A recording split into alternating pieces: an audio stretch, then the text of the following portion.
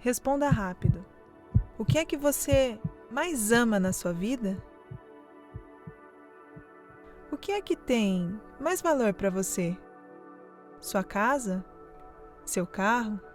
Seu cargo? Seus filhos? Seus pais? Seu Deus? O céu ou a terra? Permita-me só mais uma pergunta. Esta é sobre seu tempo, esforço, dinheiro e atenção. Sei que eles são preciosos e disputados por milhões de coisas, não é mesmo? Então, responda com sinceridade. A pergunta é: onde você mais os tem investido? Bem, eu suponho que seja em sua primeira resposta, logicamente, naquilo que você tem de mais precioso, é claro.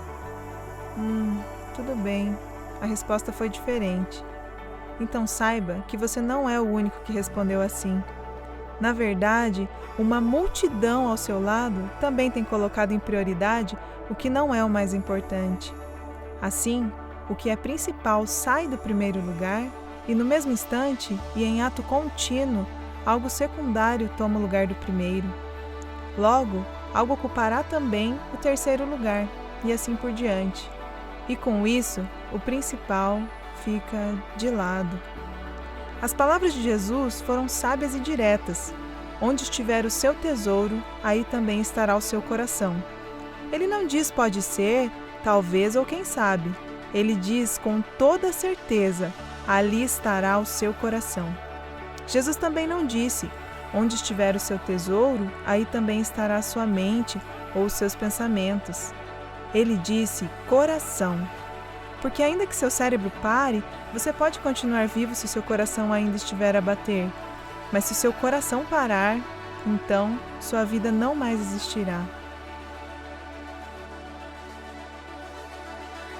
Se amarmos a Jesus, então nosso tempo, esforço, dinheiro e atenção serão conduzidos e entregues para Ele.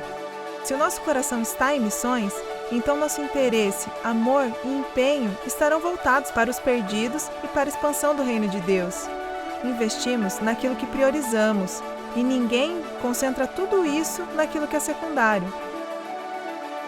Quanto do seu tempo, esforço, dinheiro e atenção você tem investido no trabalho de ganhar almas para Jesus?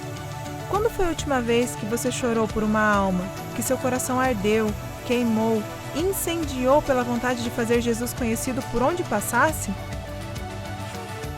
Só há uma maneira de se fazer missões, é voltando ao primeiro amor. Jesus conhece as nossas obras, por isso é que Ele nos adverte. Tenho contra ti, porém, o fato de que deixaste o teu primeiro amor. Então, do que adianta ao homem ganhar o mundo inteiro se vier a perder sua alma? Se vier a perder a sua essência? Hora da virada. Chega de darmos ao principal o resto do nosso tempo, o resto do nosso dinheiro, o resto da nossa atenção e o resto do nosso esforço. É hora de colocar o mais importante no seu devido lugar. O primeiro lugar.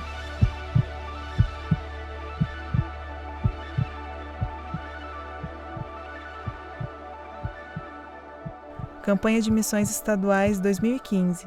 Meu coração bate por missões. Ore, contribua, participe.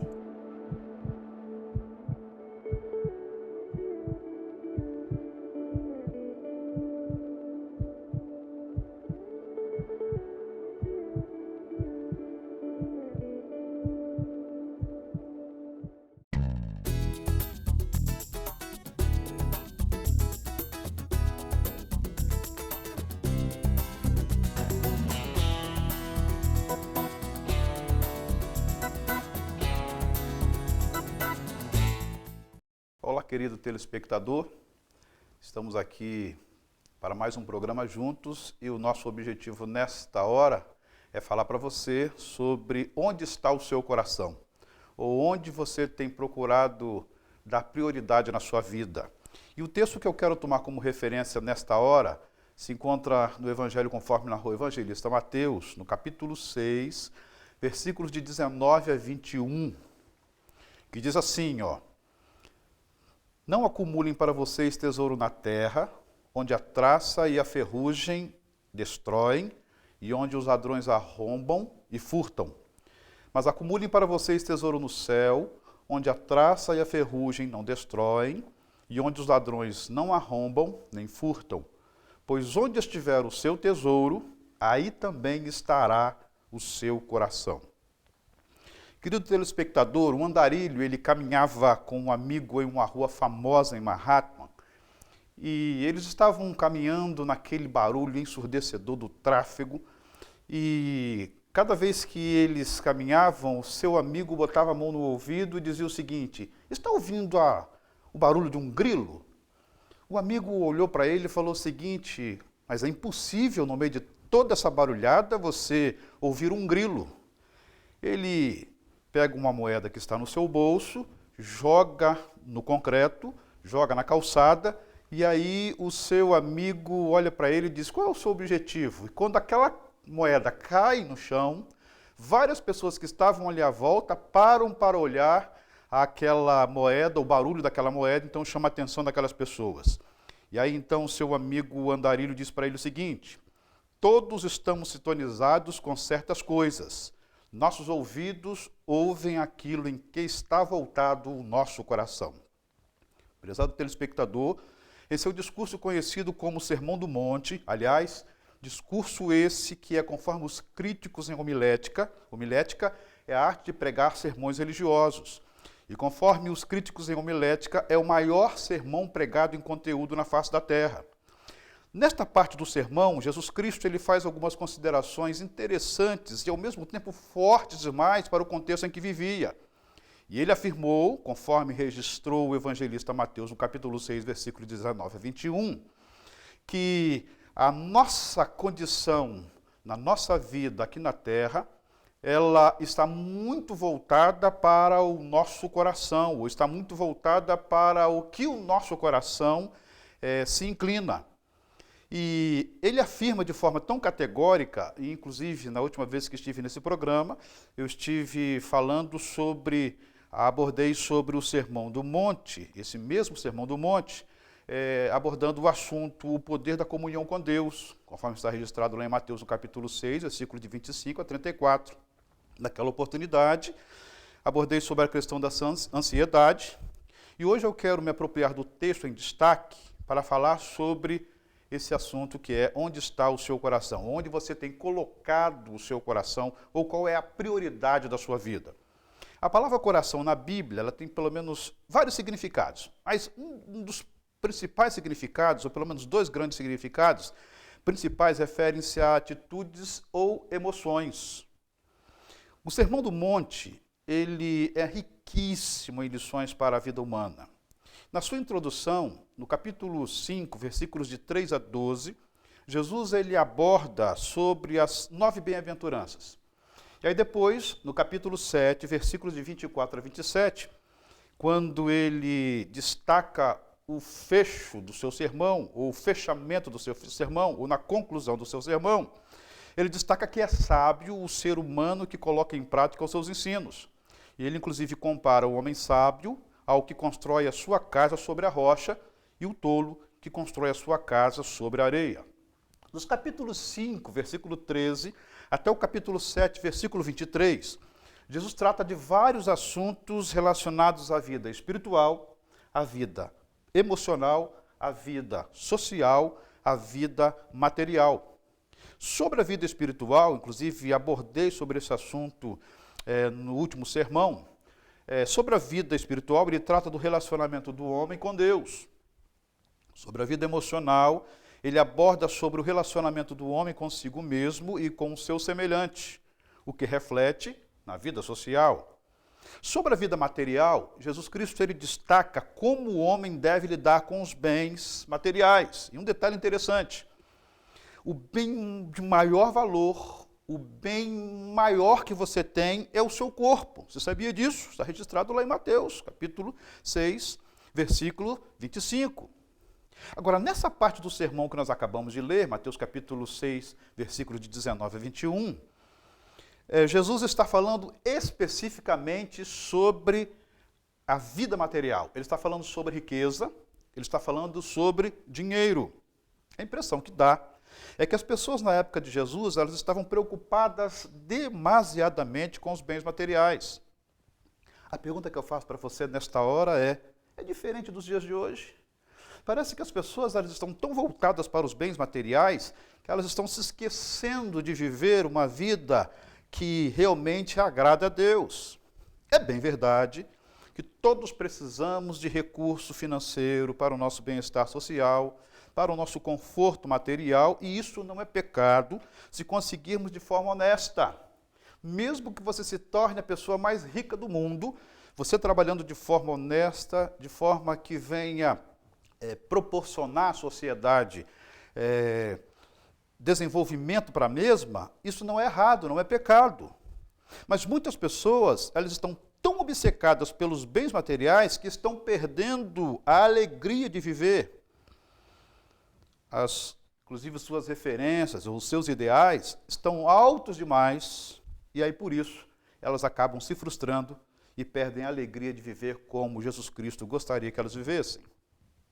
Eu quero destacar nesses versos que nós acabamos de ler, pelo menos 3 fatos importantes a considerarmos. O primeiro fato importante a considerarmos está no versículo número 19, quando Jesus Cristo diz assim, não acumulem para vocês tesouro na terra, onde a traça e a ferrugem destroem, de onde os ladrões arrombam e furtam. Nesta parte do sermão, Jesus está falando sobre a ambição cega. Eu vou contar uma historinha para você conseguir entender um pouquinho mais com relação ao que Jesus Cristo está falando. Conta-se que um cachorrinho, ele estava num dia que não tinha conseguido comida nenhuma, andando pela rua e de repente ele deparou na frente de um açougue.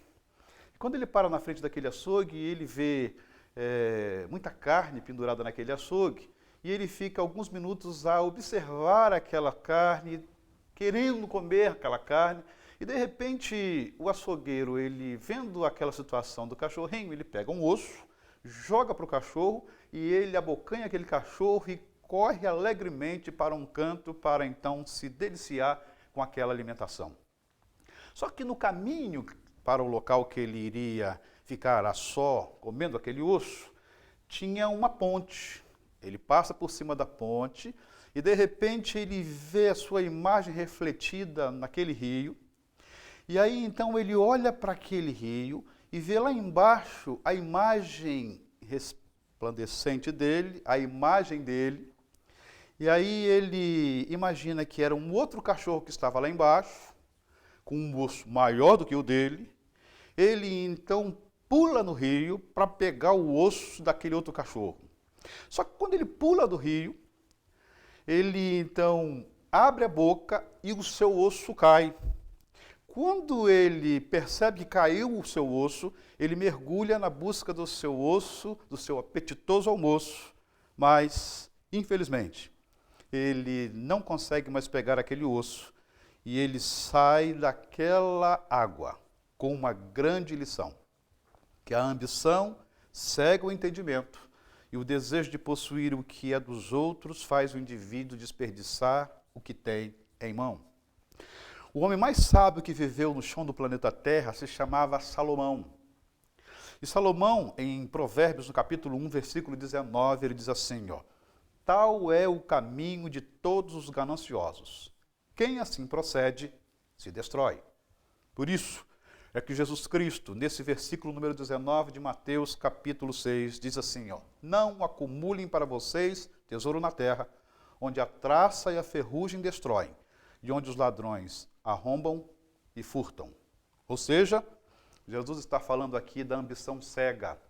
Ele não está falando aqui que você não deve correr atrás para conseguir o seu alimento. Ele não está falando aqui que você não deve correr atrás para buscar o seu recurso e até ficar rico. Mas ele está falando com relação à ambição cega. Segundo fato importante a considerarmos está no versículo número 20, quando Jesus está ensinando sobre o mais importante. Vou contar mais uma história, uma lenda que eu li há muito tempo atrás, quando eu era adolescente ainda, sobre 2 mendigos. Aqueles 2 mendigos, eles desde pequenininho cresceram juntos, viveram juntos, e aí chegou uma certa altura da sua vida, da vida deles, eles não tinham família e aí então fizeram um pacto entre os dois. O pacto deles era o seguinte: só a morte vai nos separar. Nós vamos andar por todos os lugares, nós vamos seguir caminhos juntos, nós vamos um dia ficar ricos e depois de ficarmos ricos vamos repartir a nossa herança, vamos repartir, aliás, a nossa riqueza e nós vamos comprar 2 fazendas e vamos ficar juntos, morando nas nossas fazendas, mas juntos, ligados, com o único objetivo de vivermos até que a morte nos separe. Um dia, eles estavam andando em uma vila que era considerada uma vila, há muito tempo atrás, uma vila que era chamada a Vila dos Garimpeiros, onde tinha muito ouro ali. E aí, então, eles estavam andando naquela vila que já estava abandonada, tinha poucos moradores, e dizem que naquela vila, as pessoas elas pegavam o ouro, guardavam em baús e escondiam. Algumas enterravam, outras colocavam dentro de galpões. E eles estavam passando em frente de uma ponte, em cima de uma ponte, e estavam atravessando aquela ponte para chegar naquela vila, e de repente eles olham lá embaixo uma corrente enferrujada que estava despontando na água. E aí eles imaginam, possa ser que tenha alguma coisa, algum ouro ali. Já pensou se tiver um baú de ouro? A gente pode pegar aquele baú de ouro e vamos repartir conosco. Eles então desceram aquela ponte, foram até aquele rio que estava secando, e aí então pegaram aquela corrente e começaram a puxar. E eles descobriram que tinha realmente, de fato, um baú que alguém tinha colocado naquele rio para que ninguém pudesse pegar. Eles pegam aquele baú e abrem aquele baú, que estava inclusive com um cadeado enferrujado. Eles pegam um pedaço de ferro e conseguem abrir aquele baú, e quando eles abrem aquele baú estava cheio de ouro. A alegria deles foi tão grande que eles se abraçaram e disseram: agora sim, nós conseguimos ficar ricos e vamos viver juntos até que a morte nos separe. Aí um teve a seguinte ideia: você fica tomando conta desse baú que eu vou lá na cidade e vou comprar comida e nós vamos festejar. Então um amigo dele foi lá na cidade, comprou um lanche, mas de repente quando ele chegou próximo do baú onde estava o seu amigo, ele não viu o amigo. O amigo dele tinha pensado e falou o seguinte: eu vou carregar esse baú, vou deixar o meu amigo, eu não vou mais ficar com ele. É muito dinheiro, é muita riqueza, é muito ouro para deixar para ele. Mas de repente ele pensa e resolve então deixar aquele baú ali. Quando aquele amigo dele chega com a comida e não vê ninguém, ele então procura o seu amigo e de repente vem alguém por detrás dele e enfia uma faca enferrujada no coração dele e ele morre. Aquela pessoa pega aquela comida, pega aquele baú, pega aquela comida e então começa a comer alegre da vida, dizendo que tinha ficado rico. Quando ele, depois de pegar aquele baú e começa a colocar nas costas e começa a caminhar depois de ter comido aquela refeição daquela pessoa que tinha dado para ele, que tinha trazido do mercado, quando ele encaminha alguns passos, ele fica tonto, cai e morre. O seu corpo rola lentamente sobre o corpo daquela outra pessoa. E aí então, aquelas 2 pessoas acabam morrendo exatamente no mesmo lugar onde ficaram ricas. Moral da história: o avarento tem sempre um fim trágico. Ele engana, rouba, trapaceia, mata. Mas no final é vítima do próprio veneno. Perde tudo. Aquele amigo teve a seguinte ideia: eu levo a comida envenenada para o meu amigo e aí eu fico rico sozinho. O outro pensou o seguinte: eu me escondo atrás de um arbusto, mato meu amigo e fico rico sozinho. O escritor de Provérbios, no capítulo 27, versículo 24, ele diz assim, pois as riquezas não duram para sempre, e nada garante que a coroa passe de uma geração a outra. Queridos, quando Jesus Cristo ele diz que nós não devemos acumular para nós tesouros na terra, quando Jesus Cristo diz para nós que nós devemos acumular tesouro no céu, onde a traça e a ferrugem não destroem, e onde os ladrões não arrombam nem furtam, ele está querendo deixar para nós uma grande lição. Que quanto mais nós conseguimos entender o plano de Deus para a nossa vida, quanto mais nós conseguimos colocar Deus em primeiro lugar na nossa vida, então nós vamos conseguir alcançar os nossos objetivos e viveremos nessa vida felizes, mesmo não tendo muita condição, mas sabendo que a suficiência nossa está em Cristo. Terceiro e último fato importante a considerarmos dentro desse texto de Mateus capítulo 6, versículo 19 a 21, está no versículo 21, quando Jesus ele afirma o seguinte, pois onde estiver o seu tesouro, aí também estará o seu coração. Quando nós temos a nossa vida voltada para as coisas espirituais, as coisas materiais, elas naturalmente acontecem.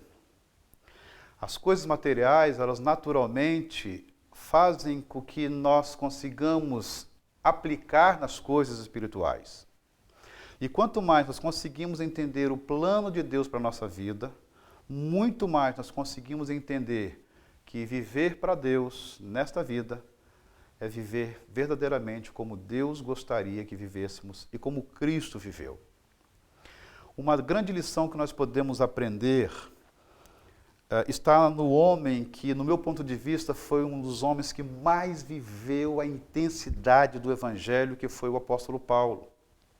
Quando ele, que era um homem muito capacitado, um homem que tinha sido preparado para ser um grande estadista, um homem que tinha um conhecimento vasto, tanto da questão religiosa quanto da questão política, e aquele homem que tinha não só o conhecimento, mas ele tinha a facilidade de falar com reis, de falar com pessoas da alta cúpula da sociedade, mas que também convivia com as pessoas simples.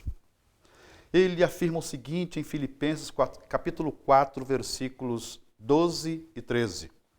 O apóstolo Paulo, ele afirma em Filipenses capítulo 4, versículos 12 e 13. Sei o que é passar necessidade e sei o que é ter fartura. Aprendi o segredo de viver contente em toda e qualquer situação. Seja bem alimentado, seja com fome, tendo muito ou passando necessidade. Tudo posso naquele que me fortalece. Por isso é que Jesus aplica o seu ensino no verso 33 de Mateus capítulo 6.